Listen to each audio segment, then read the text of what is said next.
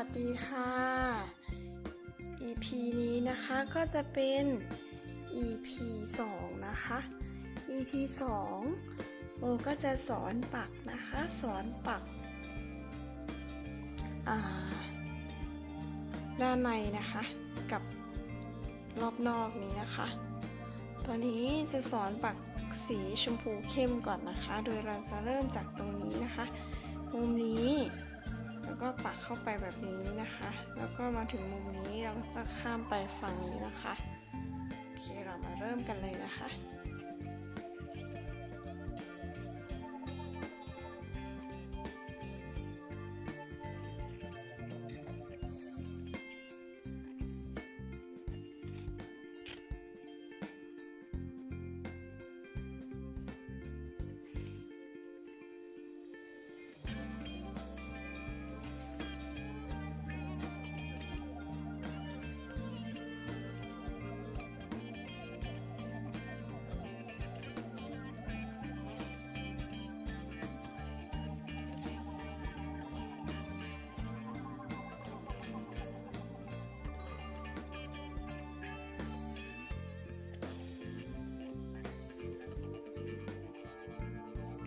สำหรับสีชมพูเข้มนี้นะคะก็ปักตามรอยสีเขียวด้านในนี้เลยนะคะ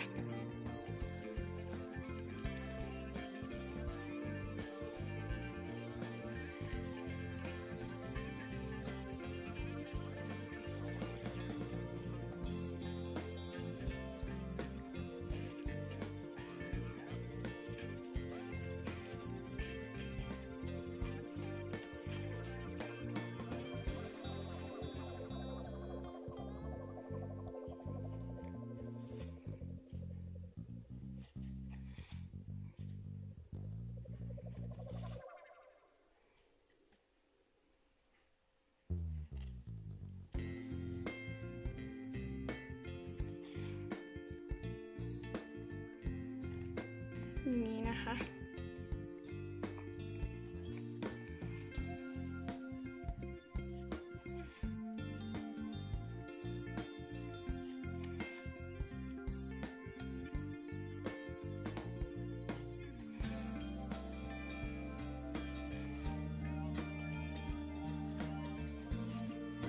เสร็จแล้วตรงนี้ก็จะเป็นตรงนี้นะคะปักให้ถึงตรงนี้นะคะ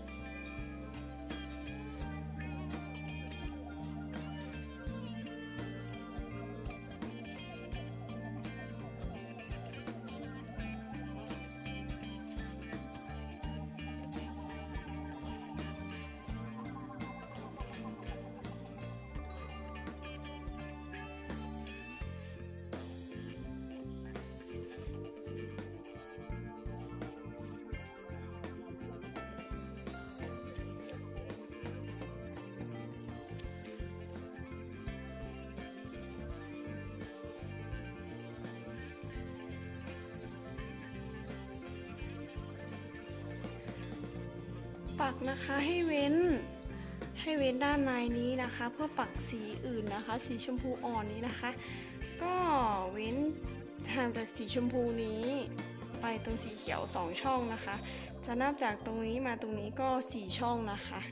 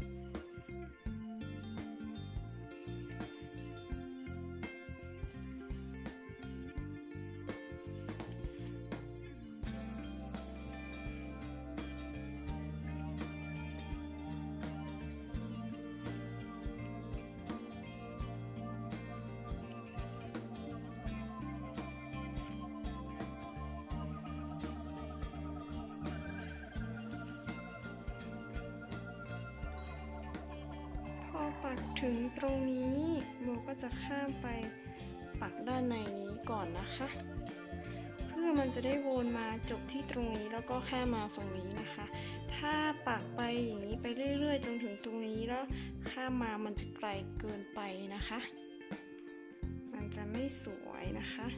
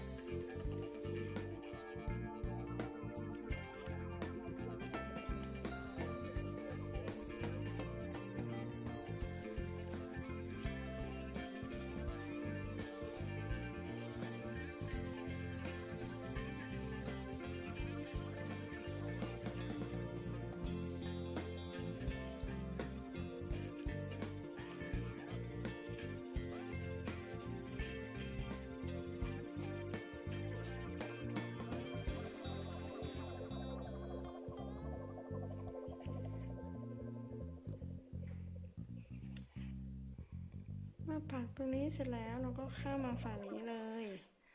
มันก็คือจบไป1เช็คนะคะมันก็จะมี4นะคะมันก็จบไป1มันก็จะเหลือ3แต่มันก็ปักเหมือนกันนะคะโอเคปักต่อกันเลยนะคะเดี๋ยวเรามาดูตอนปักเสร็จกันนะคะค่ะเมื่อปักสีชมพูด้านในนี้เสร็จนะคะก็จะได้หน้าตาเป็นแบบนี้นะคะเริ่มมีความสวยงามเพิ่มขึ้นนะคะต่อไปนะคะโบก็จะสอนปักนะคะมุมนะคะโดยจะสอนปักสีชมพูนะคะสีชมพูอ่อนนะคะนี่จะเป็นสีชมพูอ่อนนะคะโดยเราจะเริ่มปักนะคะมุมนี้เสร็จแล้วเราก็จะข้ามไปตรงนี้แล้วก็ข้ามไปตรงนี้นะคะมันก็จะเฉียงไปแบบนี้นะคะดอกนี้สีชมพูอ่อนอยู่ด้านนี้ดอกนี้สีชมพูอ่อนก็จะอยู่ด้านนี้นะคะมันก็จะตัดกับสีแดงนี้พอดีนะคะถ้าเอาสีชมพูมาอยู่ด้านนี้และสีแดงอยู่นี้มันก็จะติดกันมันก็จะไม่สวยงามเพราะว่าสีมันเหมือนกันนะคะเราอยากให้มันตัดกันนะคะโอเคเรามาเริ่มกันเลยนะคะเริ่มจากตรงนี้เลยอันนี้เราก็จะปักเส้นตรงนี้มาก่อนนะคะเส้นตรงนี้มาก่อนแล้วเราก็จะค่อยปักข้างในนี้แล้วเราก็ค่อยปักข้ามไปด้านในนี้นะคะนี้เราก็จะไม่คิดอะไรมากเลยตรงนี้แค่เว้นข้างบน1ช่องขวา1ช่องนะคะพอปักถึงข้างล่างก็เว้นข้างล่างนี่1ช่องแล้วก็เลี้ยวไปทางซ้ายได้เลยนะคะ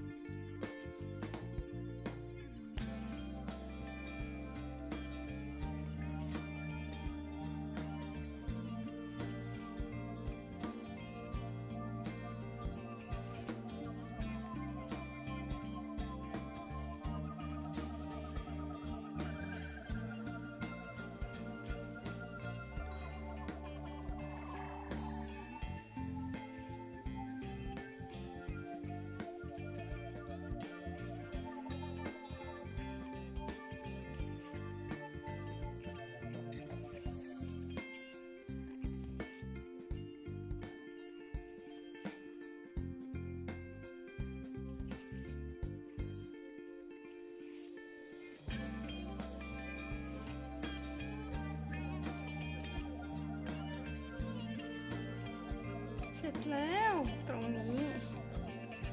เราก็จะมาข้ามมาตรงนี้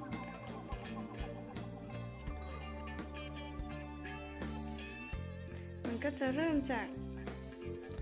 นับจากเข็มที่4นะคะ1 2 3แล้วก็อันนี้ก็จะตรงกับที่4นี้นะคะโดยเว้น1ช่องนะคะข้างบนนี้ก็เว้น1ช่องนะคะตรงนี้เราจะปักเป็นสี่เหลี่ยมนะคะ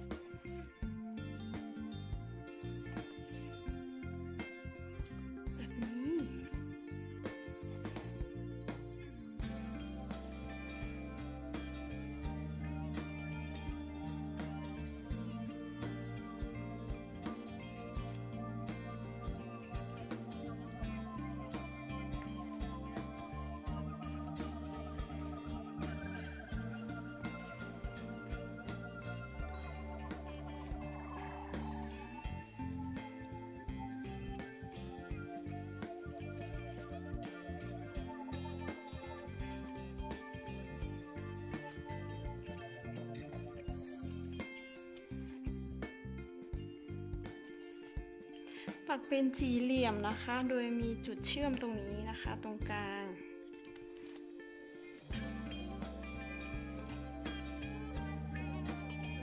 เสร็จแล้วเมื่อปักเสร็จแล้วเราก็จะข้ามมาฝั่งนี้แต่เราจะพลิกไปอีกด้านนี้นะคะแล้วเราก็จะข้ามโดยเก็บไหมนะคะงานเราจะได้ออกมาสวยๆนะคะเก็บไหมแบบนี้นะคะแบบนี้ก่อนแล้วเราก็ค่อยปักใหม่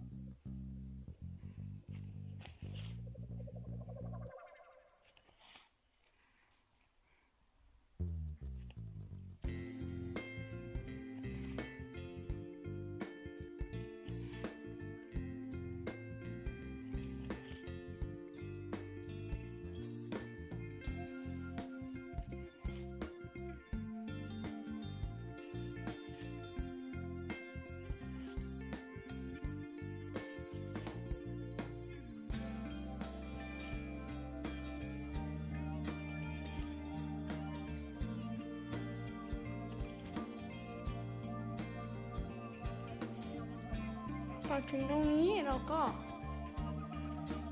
พลิกเหมือนเดิมพลิกนะคะแล้วเราก็จะข้ามไปตรงนี้แต่ว่าข้ามโดยเก็บไหม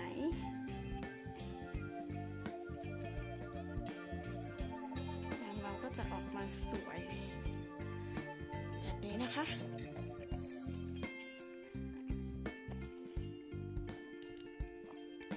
อันนี้ก็ปักเป็นมุมนะคะสี่เหลี่ยมไว้ตรงมุมนี้นะคะ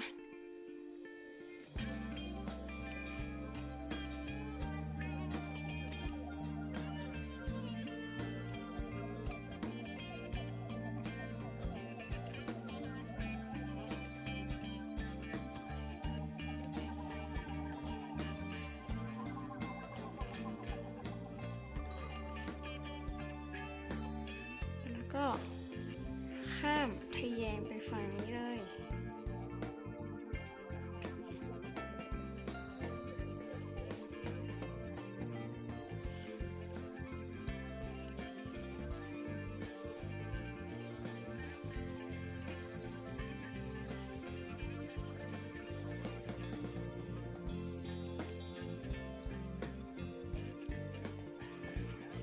กลีบนี้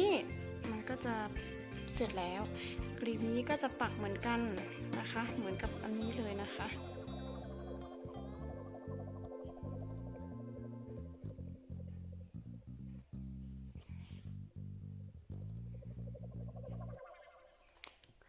สำหรับใครที่ถนัดด้านบนนี้นะคะก็ปักด้านบนนี้ก็ได้จริงๆนะคะโบปกติแล้วจะปักด้านที่ผิดนะคะด้านบนนี้นะคะแต่เวลาสอนก็จะสอนอีกด้านหนึ่งเพื่อความเข้าใจง่ายนะคะแล้วก็เห็นชัดขึ้น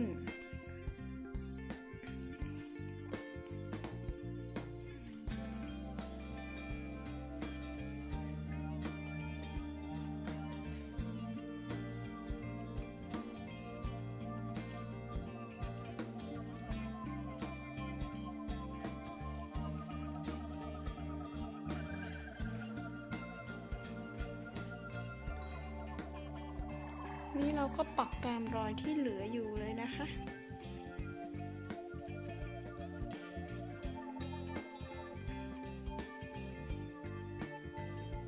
เสร็จแล้วเราก็ข้าม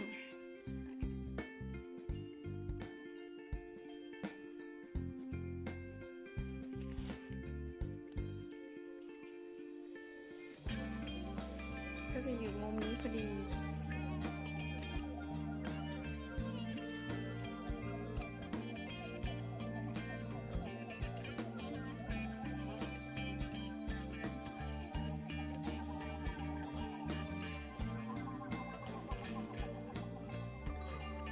จะได้แบบนี้นะคะ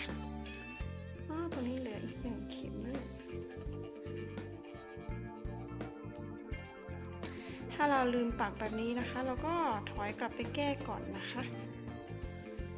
หรือค่อยมาแก้ทีหลังก็ได้นะคะแต่อันนี้เรายังปักได้ไปไม่ถึงไหนเราก็กลับมาแก้ก่อนเพื่อความสวยงามนะคะของงานเรานะคะ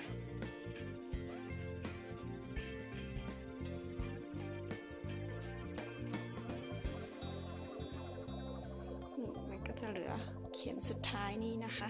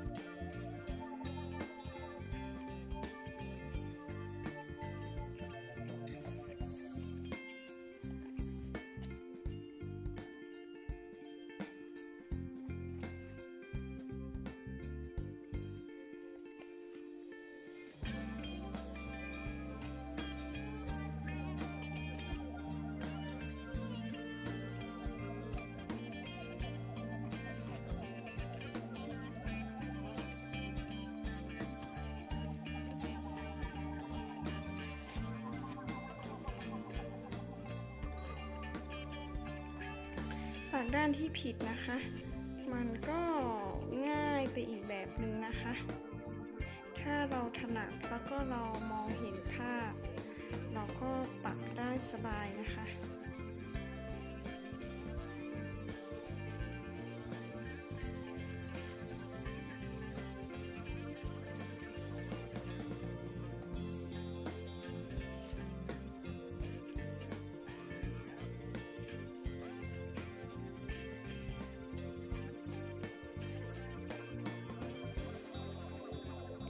นี้ก็เสร็จแล้วเราก็จะปักแบบนี้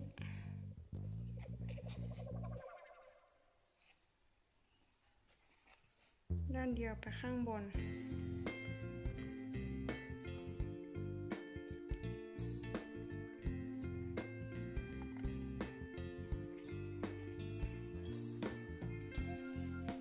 แล้วเราก็จะปักกลับ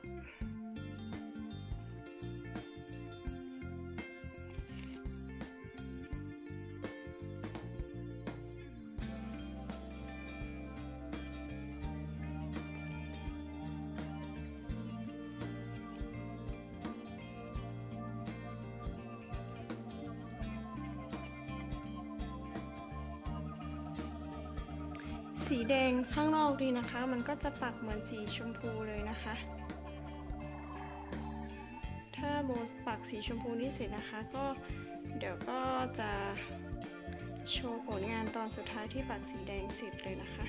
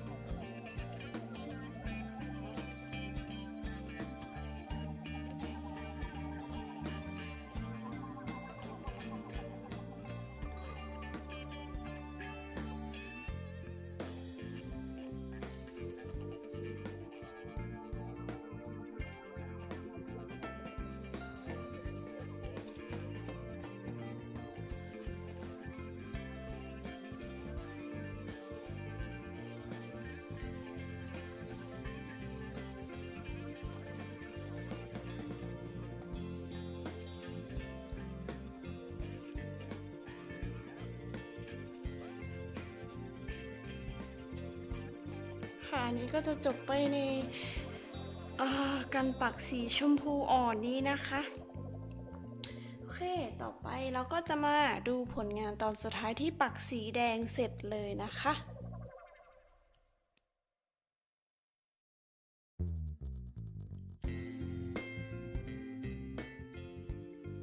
ค่ะก็เมื่อปักเสร็จแล้วนะคะมันก็จะได้แบบนี้นะคะ2 ดอกเหมือนกันเลยนี่นะคะมันก็จะสวยงามในโทนสีเขียวชมพูนะคะแบบนี้นะคะก็จะจบใน EP นี้นะคะอย่าลืมกดไลค์กดแชร์และกดติดตามให้ด้วยนะคะจะได้ดูการปักผ้าแบบต่อไปหรืองานแฮนด์เมดต่อไปนะคะวันนี้ก็จบเพียงเท่านี้นะคะขอบคุณค่ะและสวัสดีค่ะ